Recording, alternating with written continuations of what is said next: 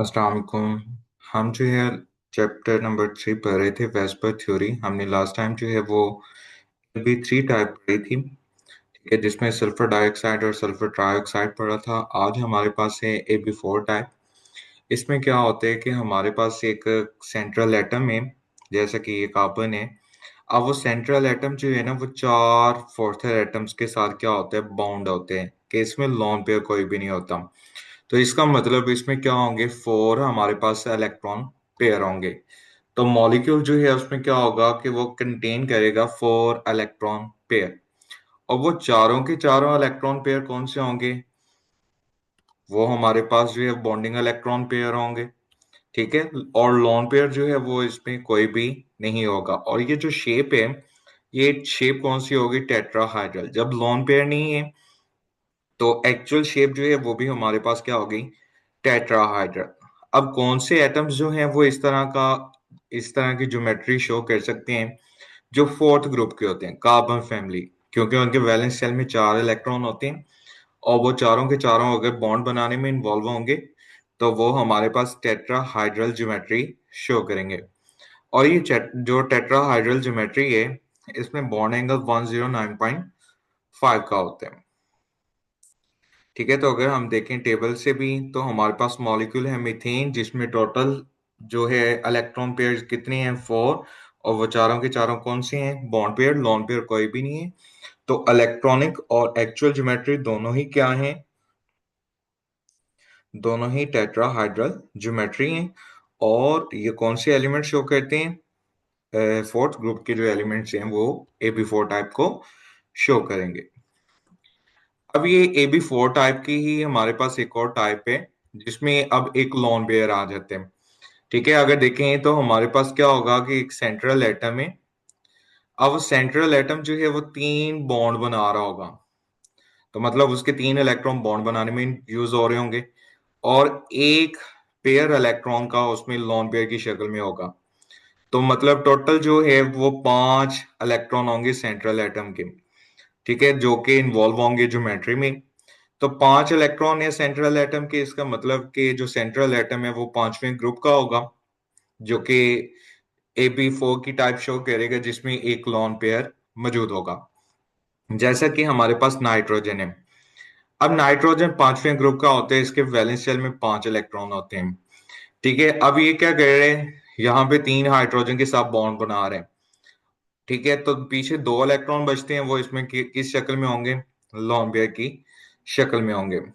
तो अगर हम बात करें, हमारे पास क्या है, इलेक्ट्रॉन पेयर 4 ही है। और उसमें से 3 जो है वो बॉन्डिंग पेयर इलेक्ट्रॉन है, एक जो है वो लोन पेयर है। अगर इलेक्ट्रॉनिक ज्योमेट्री को देखें तो वो हमारे पास टेट्राहाइड्रल ज्योमेट्री ही होती है। लेकिन अगर हम देखें एक्चुअल ज्योमेट्री, तो उसमें हम लोन पेयर को एक्सक्लूड कर देते हैं।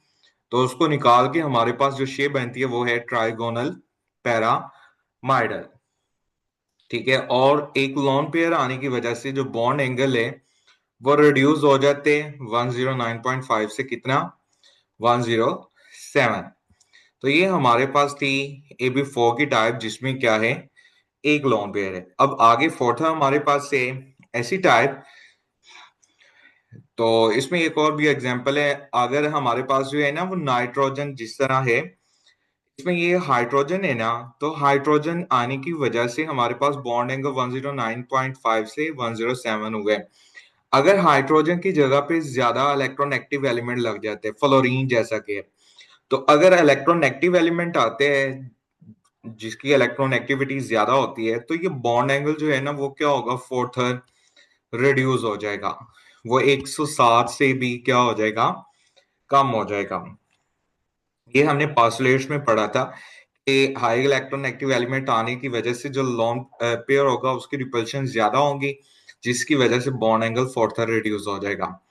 ये यहाँ पे यही लिखा हुआ है, the substitution of hydrogen in ammonia with electron active atoms like fluorine या chlorine further reduce the bond angle, ठीक है। और वो बॉन्ड एंगल हमने कहा कि कितना कम होगा, 102.5 तक जो है वो बॉन्ड एंगल कम हो जाएगा, ठीक है। आगे हमारे पास जो है वो टाइप आती है जिसमें क्या होंगे, AB4 की ही टाइप है जिसमें दो लोन पेयर होंगे। तो अगर देखें हमारे पास सेंट्रल एटम है, उसमें जो है सेंट्रल एटम में दो लोन पेयर हैं, तो मतलब चार लोन पेयर के इलेक्ट्रॉन हो गए, और दो बॉन्ड बनाने में इन्वॉल्व हो रहे हैं, तो टोटल 6 इलेक्ट्रॉन है। तो मतलब सेंट्रल एटम उसके सराउंडिंग में 6 इलेक्ट्रॉन है, तो 6 ग्रुप का जो मेंबर है वो इस तरह का फिनोमिना शो करेंगे, वो AB4 की वो टाइप शो करेंगे जिसमें दो लोन पेयर होंगे। जैसा कि हमारे पास एग्जांपल है वाटर। अब वाटर में ऑक्सीजन जो है वो दो तो हाइड्रोजन के साथ बॉन्ड बनाती है, और दो उसमें क्या होते हैं, लोन पेयर मौजूद होते हैं। तो वाटर है, उसमें टोटल इलेक्ट्रॉन पेयर कितने हैं, 4 ही है। बॉन्ड पेयर कितने हैं, दो। लोन पेयर भी 2। ठीक है, यहाँ पे भी हमने ये लिखा हुआ है 4 electron pair, 2 bonding pair, 2 lone pair. ठीक है, तो अगर लोन पेयर को इंक्लूड करें तो इलेक्ट्रॉनिक ज्योमेट्री आती है, और वो हमारे पास है टेट्राहाइड्रल। लेकिन अगर लोन पेयर्स को एक्सक्लूड कर दें तो हमारे पास ये बेंच शेप बन रही है या वी शेप बन रही है। तो इसमें दो लोन पेयर आए, तो इसमें बॉन्ड एंगल 107 से रिड्यूस हो जाते हैं, कितना, 104.5। तो ये हमारे पास टाइप थी किसकी, AB4 टाइप की। कौन से वाली, जिसमें दो लोन पेयर होते हैं। आगे हमारे पास AB4 टाइप की टाइप ही है जिसमें आइंस की हमने एग्जांपल दी है, टाइप आइंस। अब देखें हमारे पास जो है ना आयन, अब ये वाटर है। अब ये वाटर क्या करते हैं, अपना लोन पेयर एक डोनेट करते हैं प्रोटॉन को, तो इनके दरमियान कोऑर्डिनेट कोवलेंट बॉन्ड बन जाते हैं। तो इस तरह से हमारे पास एक हाइड्रोनियम आयन बनता है।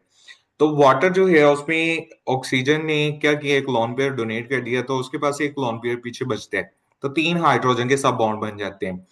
तो अगर देखें हमारे पास यहाँ पे ऑक्सीजन, फिर वो क्या करेगा, हाइड्रोनियम में 3 हाइड्रोजन के साथ बॉन्ड बनाएगा, कि इस शेप में देखें 3 हाइड्रोजन के साथ बॉन्ड बने और एक लोन पेयर है।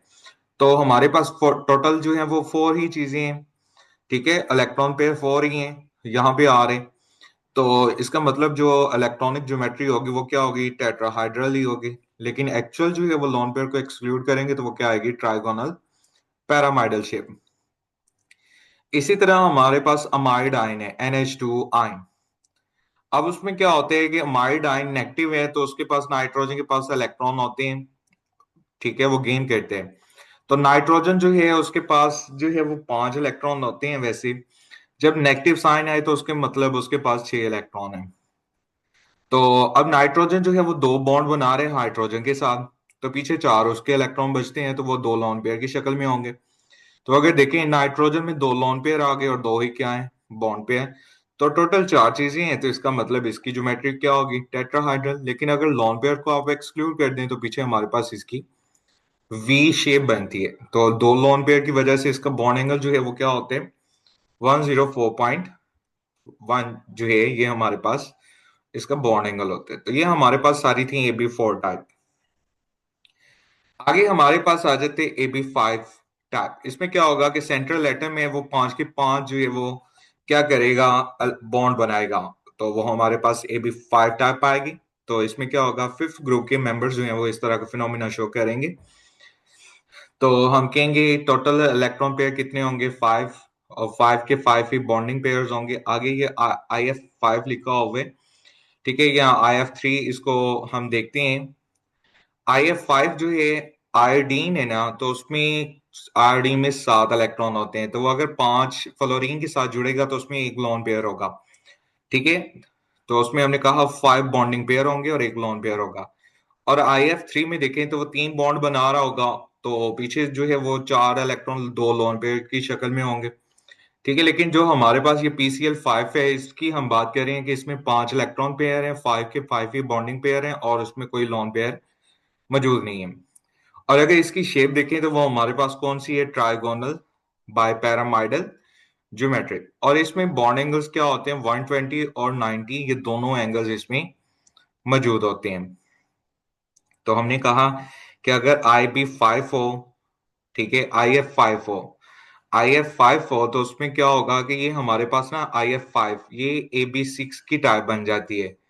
जो अभी हम आगे पढ़ेंगे AB6 की ये टाइप बनती है, जिसमें एक लोन पेयर आ जाते हैं और 5 बॉन्ड पेयर होते हैं। और IF3 जो है ये हमारे पास ये AB5 की ही टाइप बन रही है, जिसमें क्या होते हैं, कि 3 जो है वो हमारे पास इस तरह ट्रायंगुलर शेप में होंगे, यानी फ्लोरीन फ्लोरीन यहाँ पे अटैच हो जाएंगे और एक लोन पेयर यहाँ पे आ जाएगा और एक लोन पेयर यहाँ पे आ जाएगा इस तरह से।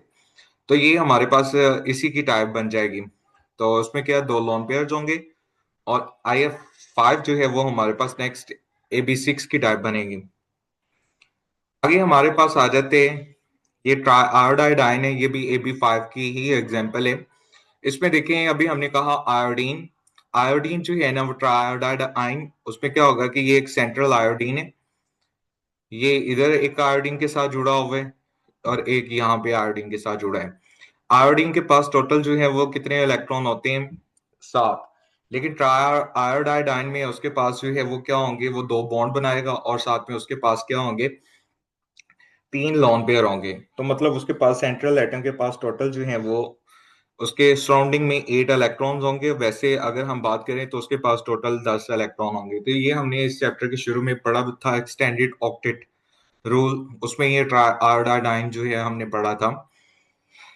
अब इसमें देखें आयोडीन जो है वो क्या होता है, एक स्ट्रेट लाइन में ही जो है वो जुड़ा हुआ है, ठीक है। और लॉन पेयर जो तीनों हैं वो क्या हैं, वो इस तरह ट्रायंगुलर फॉर्म में मौजूद हैं। अगर हम इसकी एक्चुअल ज्योमेट्री देखें तो वो ये लीनियर ज्योमेट्री बन रही है, लेकिन अगर इलेक्ट्रॉनिक ज्योमेट्री देखें तो वो हमारे पास क्या होगी, ट्रायगोनल बायपैरामाइडल ज्योमेट्री ही होगी। लेकिन अगर लॉन्ग पेयर्स को एक्सक्लूड कर दें तो फिर ये एक स्ट्रेट लाइन में आ रहे हैं, तो फिर हम लीनियर शेप कहेंगे और उसमें बॉन्ड एंगल क्या होते हैं, 180 डिग्री होते हैं। तो ये हमारे पास आयोडाइड जो है वो भी हमारे पास AB5 की टाइप में आते हैं। आगे हमारे पास से AB6 सिस्टम। AB6 में क्या होगा कि सेंट्रल एटम में वो 6 के 6 जो है वो बॉन्ड बना रहा होगा, ठीक है।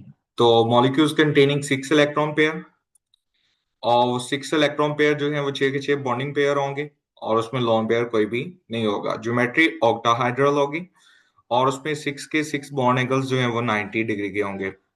लेकिन अगर जीनॉन टेट्राफ्लोराइड है तो उसमें हमारे पास जो है वो 4 बॉन्डिंग पेयर होंगे। जीनॉन जो है वो नोबल गैस है, तो उसके वैलेंस शेल में 8 इलेक्ट्रॉन होते हैं। अब वो 4 फ्लोरीन के साथ बॉन्ड बना रहे हैं, तो पीछे 4 उसके इलेक्ट्रॉन 2 लोन पेयर की शक्ल में मौजूद होंगे। वो अभी हम इसको एग्जाम्पल को देख लेते हैं। तो ये हमारे पास SF6 है, सल्फर हेक्सा फ्लोराइड। तो इसमें सल्फर जो है वो 6 फ्लोरीन के साथ जुड़ा हुआ है, तो हमारे पास ये ऑक्टाहाइड्रल ज्योमेट्री बनती है जिसमें बॉन्ड एंगल क्या है, 90 का होता है और सारे के सारे हमारे पास बॉन्ड पेयर ही हैं, कोई लॉन पेयर इसमें मौजूद नहीं होता। आगे हमारे पास जीनॉन टेट्राफ्लोराइड की एग्जांपल है। इसमें अगर देखेंगे तो अभी हमने कहा कि जीनॉन नोबल गैस है, वैलेंस शेल में 8 इलेक्ट्रॉन होते हैं, तो इसमें 4 जो है वो फ्लोरीन के सब बॉन्ड बना रहे हैं, तो 2 इसमें क्या है, लॉन पेयर की शक्ल में मौजूद हैं। अगर हम देखें लॉन पेयर को इंक्लूड करके तो इलेक्ट्रॉनिक ज्योमेट्री जो है वो हमारे पास टेट्राहाइड्रल बनेगी। लेकिन अगर हम लॉन पेयर को एक्सक्लूड कर देते हैं तो फिर हमारे पास ये स्क्वायर प्लेनर ज्योमेट्री बनती है, जिसमें बॉन्ड एंगल जो है वो हमारे पास क्या होते हैं, 90। और वन बॉन्ड एंगल जो है हमारे पास जीनोन फ्लोराइड है मॉलिक्यूल, हमने कहा इसमें क्या होते हैं, 4 बॉन्ड पेयर्स होते हैं और 2 लोन पेयर्स होते हैं।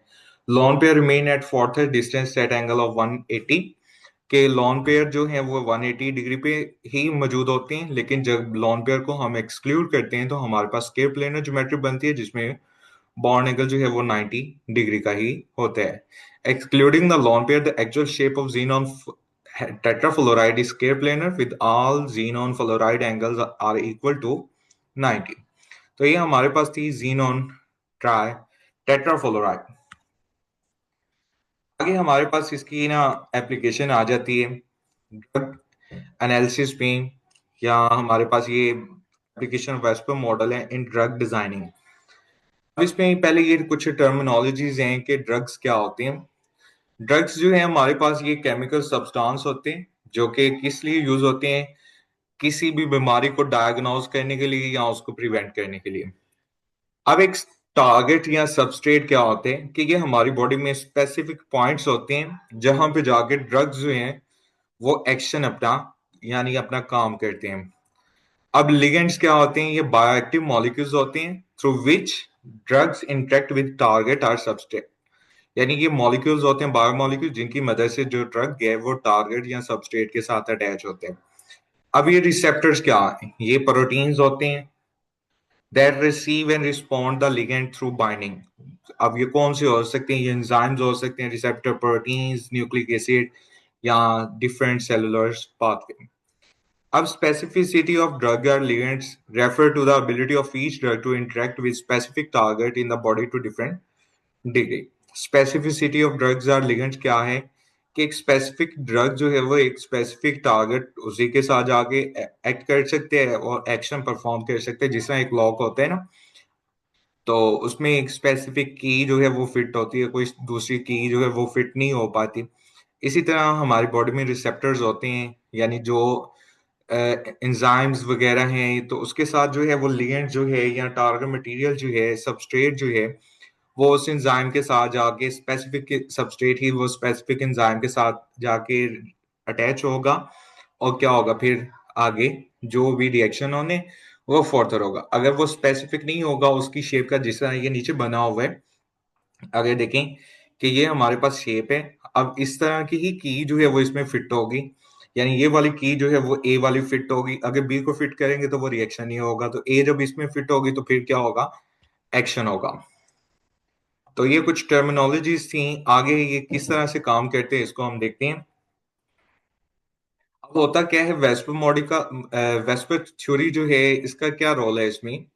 Only the molecular only the molecule shape is an important feature that determine how drug interact with a biological target. अब देखिए, आपको पता चले कि सबस्ट्रेट जो है या मॉलिक्यूल है, उसकी अगर शेप पता होगी, स्पेसिफिक शेप होगी, तो वो उसके साथ स्पेसिफिक सबस्ट्रेट के साथ जाके इंटरेक्ट होगा, और सबस्ट्रेट एंजाइम के साथ इंटरेक्ट होगा, और क्या होगा? एक्शन होगा। अगर उसकी शेप उसके साथ जो है वो सिमिलरिटी नहीं रख रही होगी तो वो एक्शन परफॉर्म नहीं होगा।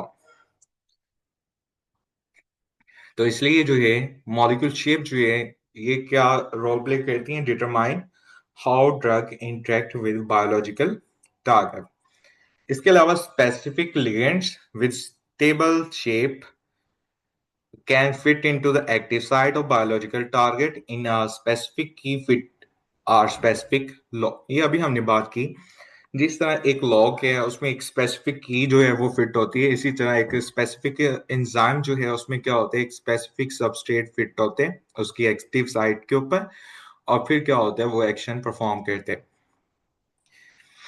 Vesper model is successfully applied in determining the shape of various biological systems such as substrate recognition, ligand specificity, selectivity, antibody recognization. अब वेस्पर मॉडल जो है इसकी मदद से हमने क्या किया? हमने जो है सबस्ट्रेट रिकॉग्नाइजेशन में ये मदद जो है वो इससे मिली है हमें, लिगेंड स्पेसिफिसिटी के, लिगेंड स्पेसिफिक लिगेंड कैसे काम करते हैं स्पेसिफिक साइट पे, सिलेक्टिविटी जो है, एंटीबायोटिक एंटीबॉडी रिकॉग्नाइजेशन में जो है वेस्पर मॉडल जो है ना, इसने हेल्प आउट की है कि इसकी मदद हमने हासिल की है। अब ये एक एग्जांपल है हमारे पास कि एस्पिरिन जो है ना, ये एक एनाल्जेसिक ड्रग है, पेन किलर है, use for relief from pain as a primary medicine, कि हम इसे पेन से रिलीफ हासिल करने के लिए यूज करते हैं एस्पिरिन। और ये इंटरेक्ट करते हैं किसके साथ? एंजाइम के साथ, जो कि क्या है? साइक्लोऑक्सीजिनेज एंजाइम है। By binding to its active site through the acetyl group, the shape of cyclooxygenase active site and that of acetyl group on aspirin are compatible with each other. Therefore, the binding is successful to block cyclooxygenase, which is cause of pain in the body. अब ये क्या कहा है कि aspirin जो है ना, ये एक एनाल्जेसिक ड्रग है, पेन किलर है, जिसको हम बॉडी में पेन को कम करने के लिए इस्तेमाल करते हैं। अब होता क्या है कि ये एस्पिरिन जो है ना, इसमें एसिटाइल ग्रुप होते हैं। अब ये इसका एसिटाइल ग्रुप जो है ना, ये एंजाइम है एक साइक्लोऑक्सीजिनेज, ये इसकी एक्टिव साइट के साथ जाके अटैच हो जाते हैं, और इस साइक्लोऑक्सीजिनेज एंजाइम जो है ना, इसकी एक्टिव साइट को ब्लॉक कर देते हैं, जिससे क्या होता है? हमारी बॉडी में जो पेन है वो रुक जाते हैं। तो ये हमने कहा कि एस्पिरिन जो है इसकी मदद से हम क्या करते हैं? साइक्लोऑक्सीजिनेज एंजाइम उसकी एक्टिविटी को ब्लॉक करते हैं, और इससे क्या होता है? बॉडी में पेन जो है वो रुक जाते हैं।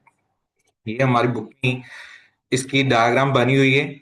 तो इसमें क्या है कि ये हमारे पास एस्पिरिन है, ये इसका एसिटाइल ग्रुप है, अब ये एसिटाइल ग्रुप जो है ना, ये सीरीन हमारे पास एक आप कह लें रिसेप्टर होते हैं उसके साथ, या बाइंडर होते हैं उसके साथ जाके, सेरीन प्रोटीन जो है उसके साथ जाके अटैच होते हैं। और फोर्थर जो है ये हमारे पास एक प्लेटलेट है जिसका साइक्लोऑक्सीजनेज डाइमर है, यानी कि इसकी सिमिलर मॉलिक्यूल्स जो हैं उसकी लेयर्स होती हैं। तो ये फिर क्या करते हैं, इसकी एक्टिव साइट को ब्लॉक कर देते हैं। साइक्लोऑक्सीजनेज डाइमर जो है या साइक्लोऑक्सीजनेट एंजाइम जो है इसकी एक्टिव साइट को ब्लॉक कर देते हैं, जिससे क्या होता है उसकी एक्टिविटी रुक जाती है। तो इस तरह से हमारी बॉडी जो है उसमें पेन जो है वो रुक जाते हैं। तो सिंपली हमने कहा कि एस्पिरिन जो है उसका एसिटाइल ग्रुप जो है वो क्या होते हैं, साइक्लोऑक्सीजनेज एंजाइम जो है उसकी एक्टिव साइट के साथ बाइंड होते हैं और उसको ब्लॉक कर देते हैं, जिससे बॉडी में पेन जो है वो कम हो जाती है, रिड्यूस हो जाती है। तो इस तरह से क्या करते हैं, हम पेन को रिड्यूस करने के लिए एंजाइम का इस्तेमाल करते हैं। और ये एंजाइम की जो शेप है ये हम वेस्पर मॉडल के थ्रू इसको डिटरमाइन करते हैं। अब वेस्पर थ्योरी जो है इसकी लिमिटेशन क्या है, कि VSEPR theory predict and explain the shape of molecule. आपके मॉलिक्यूल्स जो हैं वो शेप्स उनकी पढ़ी, carbon dioxide, carbon tetrachloride, carbon methane पढ़ा, sulphur dioxide, sulphur trioxide, PCl5, ये सब मॉलिक्यूल की शेप्स पढ़ी, but does not give 5 reason for the formation of bond. या ये जो है सिंपली हमने कहा कि वेस्पर थ्योरी जो है ना ये मॉलिक्यूल्स की शेप को प्रेडिक्ट करती है, लेकिन वो उसमें जो बॉन्ड फॉर्मेशन हो रही है, यानी वो बॉन्ड PCl5 में जो बॉन्ड बन रहे हैं वो बॉन्ड बन कैसे रहा है, ये उस बॉन्ड फॉर्मेशन को एक्सप्लेन नहीं कर पाते। ये इसकी लिमिटेशन है। और बॉन्ड फॉर्मेशन को फिर हम एक्सप्लेन करते हैं VBT वैलेंस बॉन्ड थ्योरी की मदद से। तो उसको हम इंशाल्लाह नेक्स्ट लेक्चर में पढ़ेंगे। तब तक के लिए अल्लाह हाफिज।